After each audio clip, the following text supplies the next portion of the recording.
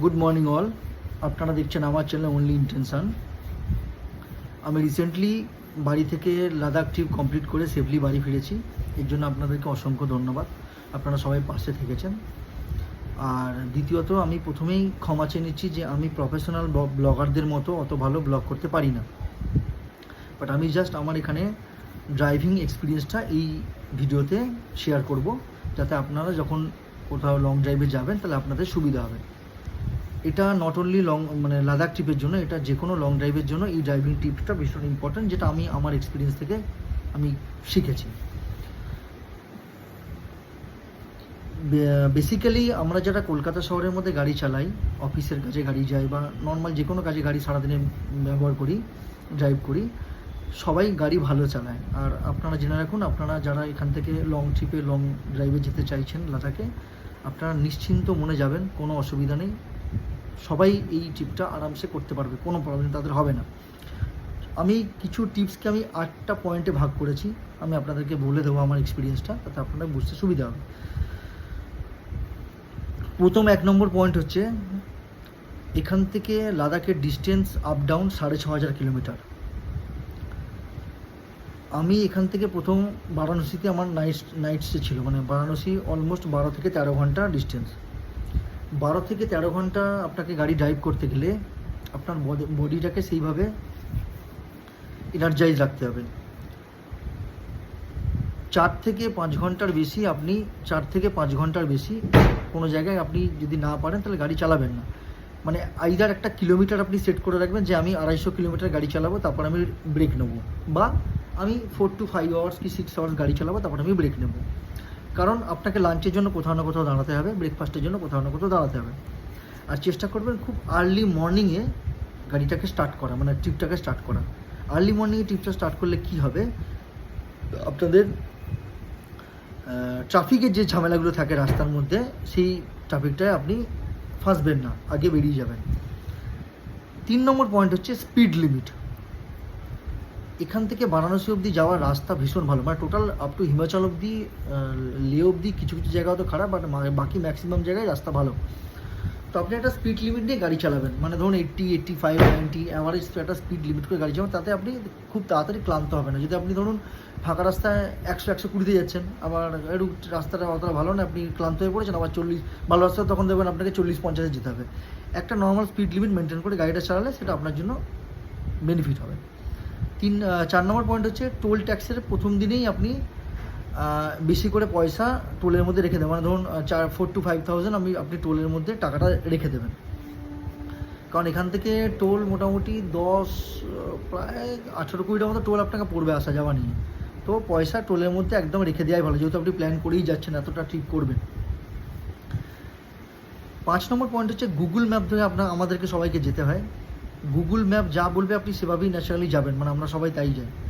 যেখানে যেখানে আপনার ডাউট হবে যে গুগল ম্যাপ আপনাকে ঠিক বলছে না, বা ধরুন আপনি একটা স্ট্রেচ লেনের মধ্যে যাচ্ছেন, সেখানে গিয়ে গুগল ম্যাপ আপনাকে কোথাও বলছে যে লেফট টার্ন, রাইট টার্ন বলছে, তো ওই স্পটে দাঁড়িয়ে আপনি লোকাল যে লোকজন আছে তাদেরকে জিজ্ঞেস করে নেবেন যে এই রাস্তাটা এদিকে যাচ্ছে কি যাচ্ছে না। গুগল ম্যাপ যে রাস্তা দেখাচ্ছে, আপনার লোকাল লোক যদি সেই রাস্তায় এক কথা বলে, তাহলে আপনি 100% শিওর হয়ে গেলেন যে আপনি এই রাস্তাটা ঠিক রাস্তায় আছেন। কারণ এত লং ডিস্টেন্সের মধ্যে যদি রাস্তা আপনি একবার ভুলে যান, ভুলভাল হয়ে যায়, তখন আপনারই টাইমটা লস হবে। 5 নম্বর পয়েন্ট হচ্ছে হিল এরিয়ায় গাড়ি চালাতে গেলে আপনাকে একটা লেন মেনটেন করে গাড়ি চালাতে হবে। কোনো রকম ওভারটেকিংয়ে আপনি যাবেন না। স্পিড যেরকম আপনি সিচুয়েশান বুঝবেন সেই অনুযায়ী স্পিডটা রাখবেন, আর গাড়িটাকে একটা মোশনের মধ্যে রাখার চেষ্টা করবেন। 6 নম্বর ইম্পর্ট্যান্ট পয়েন্ট হচ্ছে, সারাদিনে আপনি গাড়ি চালান কোনো অসুবিধা নেই, রাত্রির হয়ে গেলে আপনি কিন্তু গাড়ি চালাবেন না। এটা আমার পার্সোনাল এক্সপিরিয়েন্স, আমি যেটা ফিল করি, আমি এত জায়গায় লং ড্রাইভ করেছি, আমি রাত্রিবেলা গাড়ি চালাতে পছন্দ করি না, আমি রাত্রি গাড়ি চালাই। তাতে আমি দরকার হলে আর্লি মর্নিংয়ে বেরোই, যেরকম বেরোই 4:30-5টার মধ্যে বেরিয়ে যাই, 5টা-6টা অবধি গাড়ি চালাই, ব্যাস, তারপরে হোটেল। রাত্রিরে গাড়ি চালাবেন না। 7 নম্বর পয়েন্ট হচ্ছে, কোনো রকম অ্যাডিকশানের মধ্যে যাবেন না। স্মোকিং, অ্যালকোহল, গাড়ি চালাতে চালাতে এসব জিনিস একদমই করবেন না। আপনি একা থাকুন বা আপনার সঙ্গে ফ্যামিলি থাকুন, আপনার safety, family safety it's very very important.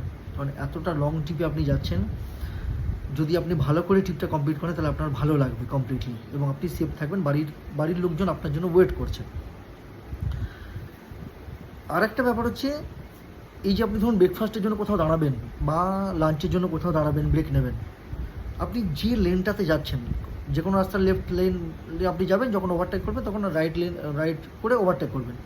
তো লেফট লেনের মধ্যেই আপনি কোনো হোটেল দেখে সেখানেই দাঁড়িয়ে আপনি খাওয়া দাওয়া বা রিফ্রেশমেন্ট করে নেবেন।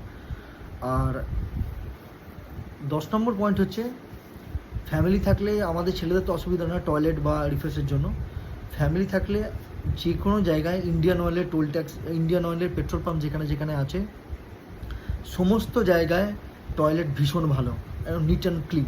চেষ্টা করবেন যেখানে যেখানে পেট্রোল পাম্পে আপনি তেলটা রিফিল করবেন সেইখানে টয়লেটটা ইউজ করার জন্য, এবং পারলে লাঞ্চ বা ব্রেকফাস্ট বা যেখানে যেখানে আপনি রিফ্রেশের জন্য দাঁড়াবেন, চেষ্টা করবেন টয়লেট, রিফ্রেশমেন্ট, ব্রেকফাস্ট এবং অয়েল ফুয়েল টপ আপ তিনটেই যেন আপনার ওই টাইমের মধ্যে হয়ে যায়।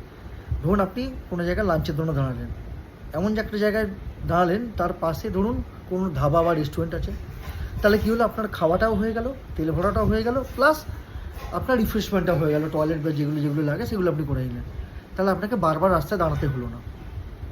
এই মোরাললেস পয়েন্ট ছিল।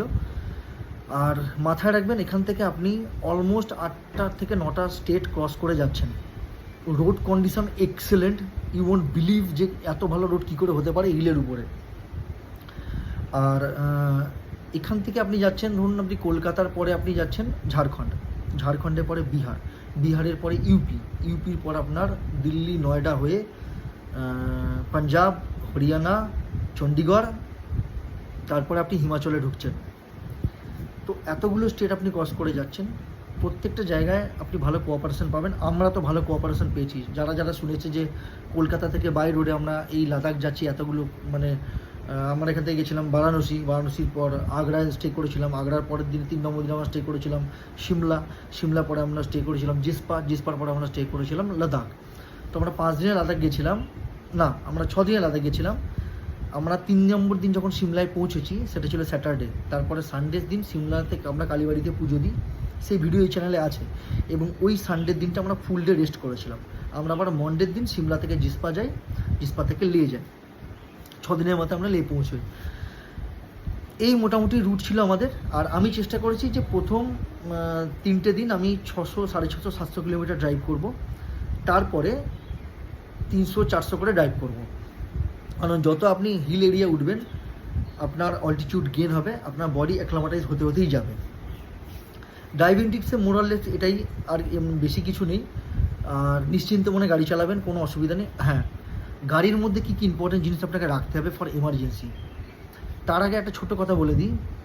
প্লেন রাস্তা, ভালো রাস্তায় আপনি ভালো গাড়ি চালাবেন, কোনো অসুবিধা হবে না, আপনার গাড়িতেও কোনো সমস্যা হবে না। যেখানে দেখবেন আপনি অফ রোড পাচ্ছেন, মানে ধরুন ছোটো ছোটো পাথর, নুড়ি, কাঁকড় এগুলো রাস্তায় বিছানো আছে, রাস্তাটা পিচ পড়েনি, সেই রাস্তায় আমি আপনাকে বলছি আপনার গাড়ির স্পিড মিনিমাম 20 হওয়া উচিত, তার বেশি আপনি গাড়িটাকে চালাবেন না। আমার এক্সপিরিয়েন্স বলছে, আমি এখান থেকে 6500 কিলোমিটার ড্রাইভ করেছি আসা যাওয়া নিয়ে, আমার কোনো টায়ারে কোনো রকম পাংচার হয়নি, বিকজ আমি এটা ফলো করেছি। আমি অনেকগুলো জায়গায় রুট, মানে অনেক বাই রোডে আমি ট্রাভেল করেছি। কারণ কি হয় যে ছোটো ছোটো নুড়ি কাকড় যেখানে আছে, ছোটো ছোটো পাথর আছে, খুব শার্প এজের ছোটো ছোটো পাথর থাকে, তার উপরে গাড়ি যদি খুব হাই স্পিডে যায় তাহলে আপনার টায়ারটা লিকেজ হয়ে যেতে পারে।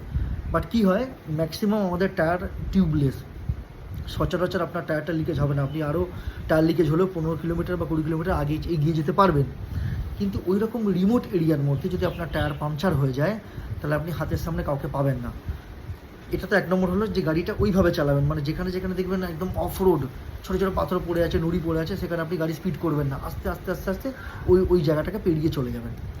3 নম্বর লাস্ট, মানে আরেকটা পয়েন্ট হচ্ছে, গাড়ির মধ্যে আপনি টায়ার এয়ার প্রেশার গেজটা রেখে দেবেন। টায়ার প্রেশারটা পাওয়া যায় একটা, মানে গাড়িতে এয়ার প্রেশার দেওয়ার জন্য। আর একটা ওই টায়ার রিপেয়ারিং কিট পাওয়া যায়, মানে লিকেজ রিপেয়ারিং কিট পাওয়া যায়, যে কোনো দোকানে আপনি বললে ওরা দিয়ে দেবে। আমি এইগুলো আপনার সঙ্গে এই জন্য রাখতে বলছি, ধরুন আপনি যদি এটা নাও করতে পারেন, ওই অত রিমোট এরিয়াতে যারা যারা গাড়ি নিয়ে যাচ্ছে প্রত্যেকে কিছু না কিছু টেকনোলজি জানে, বা 2-1টা মেকানিক আপনি পেলেও ওখানে পেতে পারেন। কিন্তু আপনার গাড়িতে যদি এই মেটেরিয়ালগুলো, মানে এই ইম্পর্টেন্ট টুলসগুলো থাকে, টায়ার রিপেয়ারিং কিট বা এয়ার প্রেসার, তাহলে তারা আপনাকে হেল্প করে দিতে পারবে এবং ওই এরিয়ায় আপনি হেল্প পাবেন। কিন্তু মিনিমাম পেপারসগুলো আপনার গাড়িতে থাকা উচিত। আর একটা হেডলাইট আপনি এক্সট্রা নিয়ে যাবেন, হেডলাইটটা আপনার রাখা দরকার এক্সট্রা। যদি কোনো রকম একটার দিকে হেডলাইট বাল্ব কেটে যায়, আপনি ওটা অ্যাডজাস্ট করে লাগিয়ে দিতে পারবেন। এইগুলো ছোটো ছোটো টিপস আমি আমার এক্সপিরিয়েন্সটা আপনাদের সঙ্গে শেয়ার করলাম।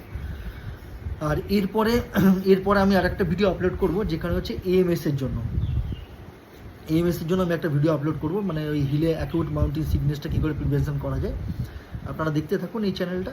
আমি নেক্সট ভিডিওটা আপনাদের এএমএসের জন্য দেবো, আর লাদাখের টোটাল রুট প্ল্যানটাও আমি আপনাদের দিয়ে দেবো। ঠিক আছে, ভালো থাকবেন, ভালো করে ট্রিপ করুন। আমি জানি আপনারা সবাই লাদাখ যাওয়ার জন্য প্রস্তুত হচ্ছেন, আপনারা নিশ্চয়ই যেতে পারবেন। যদি আপনাদের ইচ্ছা থাকে আপনারা কলকাতা থেকে লাদাখ বাইক কারে যাবেন, নিজে সেলফ ড্রাইভ করে, নাথিং ক্যান স্টপ ইউ। আপনি যেতে পারবেনই, কোনো অসুবিধা আপনার হবে না, বরঞ্চ আপনি আনন্দ করে যাবেন আর ভালোভাবে মেমোরি নিয়ে ফিরে আসবেন। ভীষণ ভালো অভিজ্ঞতা হবে, it's a lifetime experience. Take care, by.